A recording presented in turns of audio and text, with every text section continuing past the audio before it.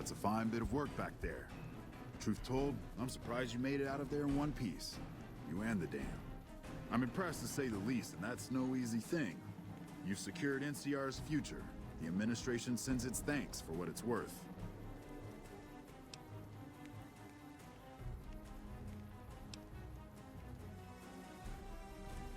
Least we could do. And seeing those shits of Caesar kicking dirt as they ran did my heart good, let me tell you. Might see some recruitment number rise, build some morale out in the Mojave long enough for the NCR to find its feet again. All due to you. Again, you have my thanks. And all the West, too. Once they pass it over the radio. After signing the right release forms.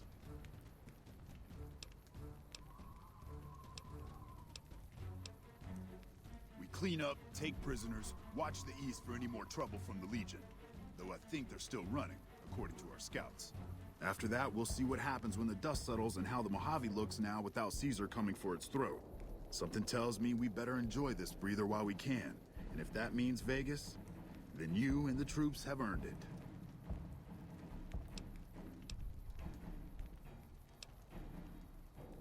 Course not. You earned it. Rest up. Let us carry things for a while. Kind of curious how this is going to pan out in the long run, but I guess history will tell us in its own sweet time.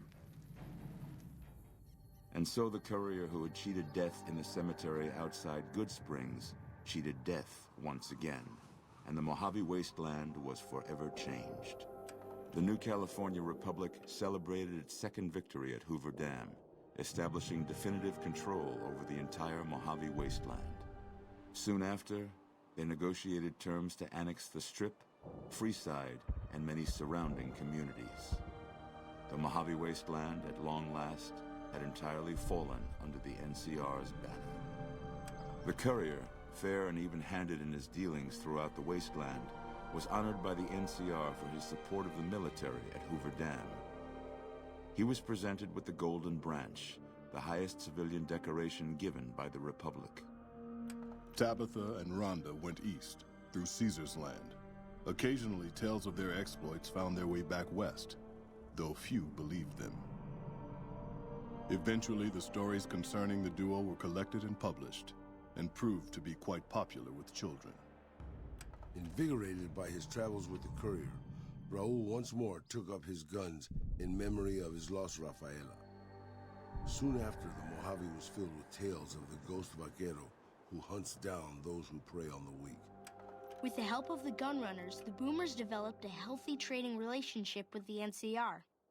Eventually, the Boomers began wandering out into the wasteland while still preventing outsiders from entering Nellis. The Brotherhood and the NCR in the Mojave wasteland declared an official truce, despite continued hostilities between the two in the west.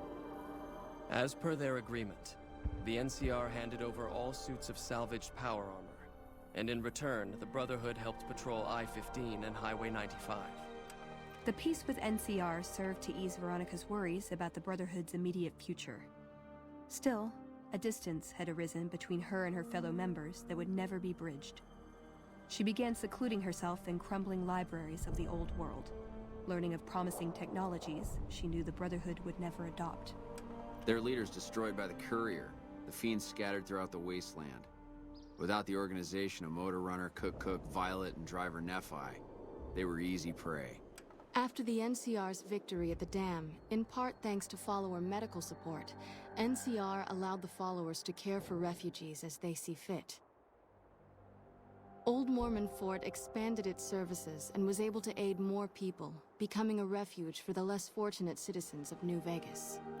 Arcade had hoped that Freeside would be able to remain independent of NCR rule. But he was glad that Caesar's Legion had been stopped at Hoover Dam. He tended to the sick in Freeside for a while longer, then returned to NCR territory to become a teacher with the followers there. Good Springs saw more trade along I-15 after NCR gained control of the Mojave wasteland. But with that came a heavy burden of the Republic's taxes. Some old-timers, unable to handle the cost, were forced to move on, grumbling all the while. In the years following the destruction of Cassidy caravans, NCR used evidence of the plot to blackmail the Crimson Caravan and the Van Graffs. NCR enacted strict trade laws with little resistance, strengthening their supply lines and their position in the Mojave. Cass survived to see the NCR flag flying proud over Hoover Dam, and thought for a moment, this is what a hero must feel like. She was about to tell the courier not to get too proud of himself. Then she figured, he knew that already. That night, Cass kicked in the door of his room to celebrate, only to find the man on the bed was an NCR soldier whose barracks had been destroyed. He was cute, though, so after having her way with him, she got the hell out, leaving an empty whiskey bottle as a note.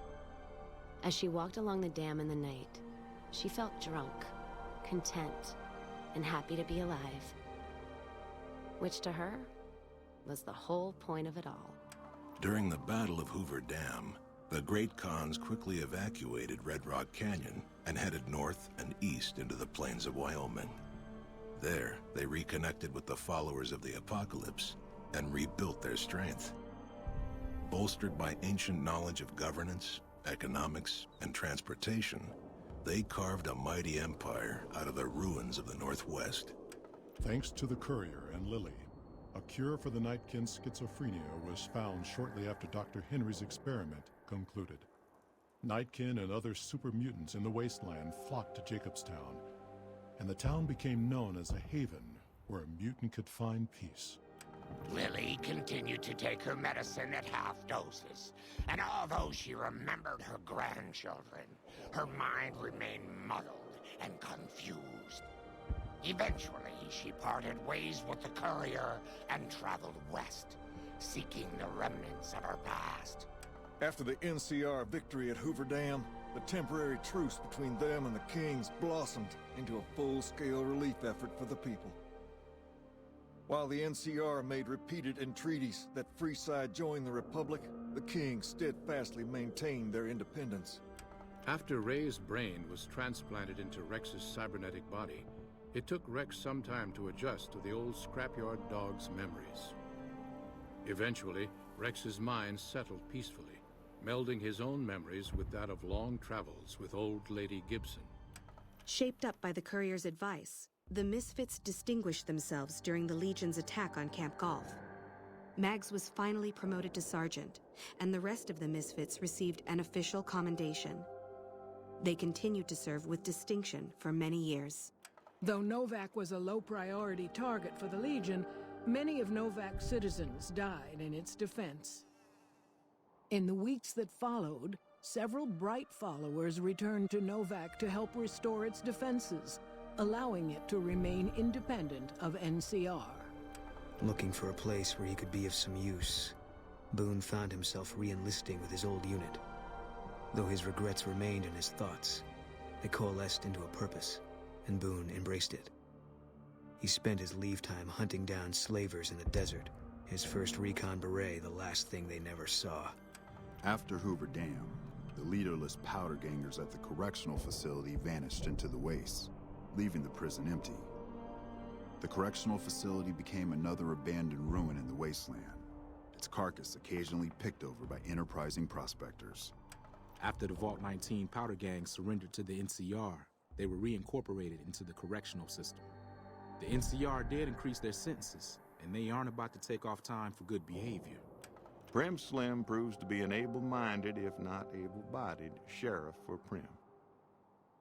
And due to his slow speed, some crooks get away without a scratch. But Prim continues to prosper under his watchful robotic eye.